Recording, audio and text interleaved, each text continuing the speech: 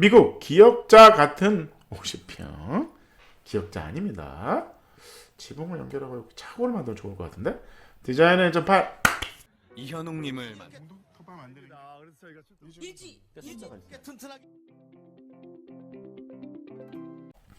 반갑습니다. 국민건축가 이어입니다. 오늘도 재미있는 은퇴후 살고 싶은 전원주택, 내가 살고 싶은 단독주택, 미국 갑니다. 전 세계 사람들은 어떻게 집을 짓나 소개하는 시간이죠.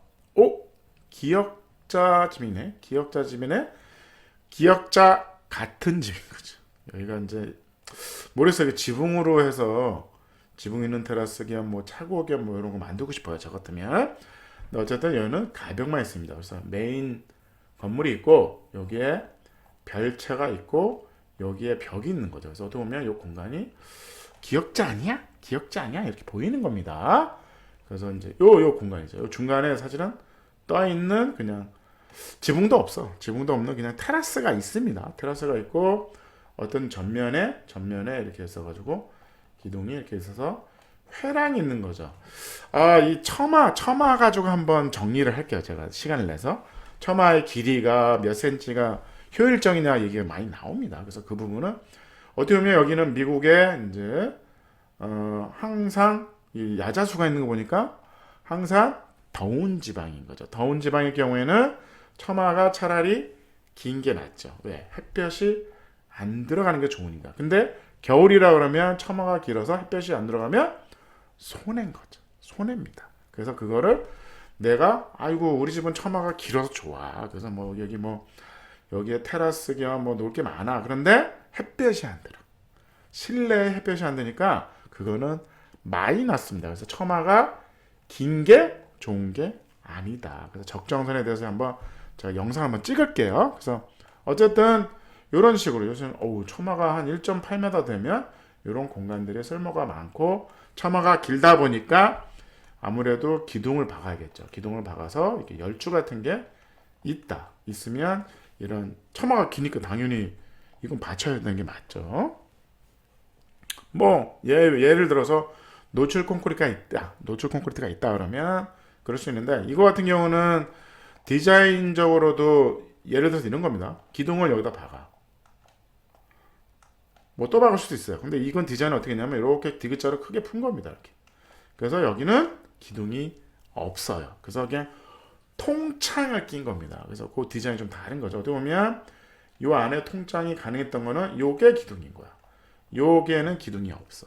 그거 이제 평면도에서 설명을 드리겠습니다. 여기도 마찬가지로 여기가 지붕이 있을 거냐 아니면 여기 들어와서 차고가 있을 거냐인데 여기는 그냥 야외 테라스로 쓰고 있어요. 가보면 이제 별채의 집이 있는 거죠. 문을 열고 들어가면 별똥이 있다. 별똥이 있습니다.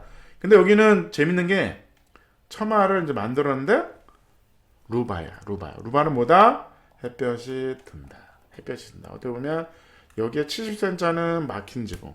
나머지는 루바가 된다 그러면 여름에는 시원하고 겨울에는 따뜻한 처마를 만들 수 있다.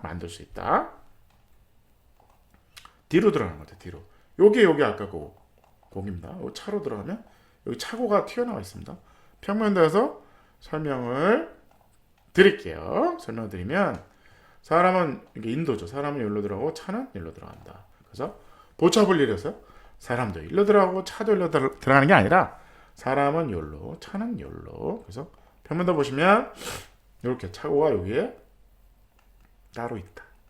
근데 어떻게 보면 여기가 차고가 되는 게 어떨까 싶은 생각이 들어요.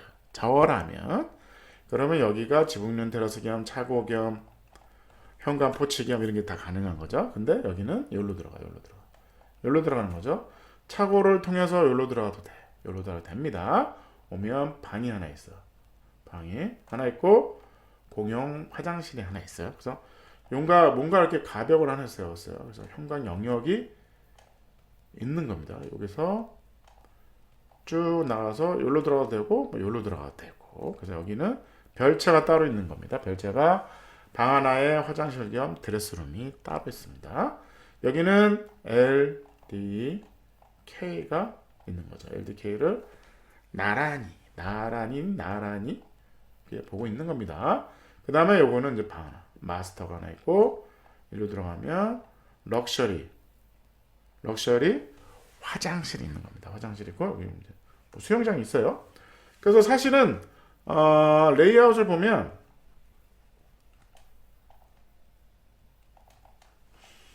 별채가 8평, 본채가 요게 42평인 거죠. 그 다음에 차고가 따로 있고, 이거는 테라스입니다. 테라스. 17평이 오픈 테라스가 있는 거죠.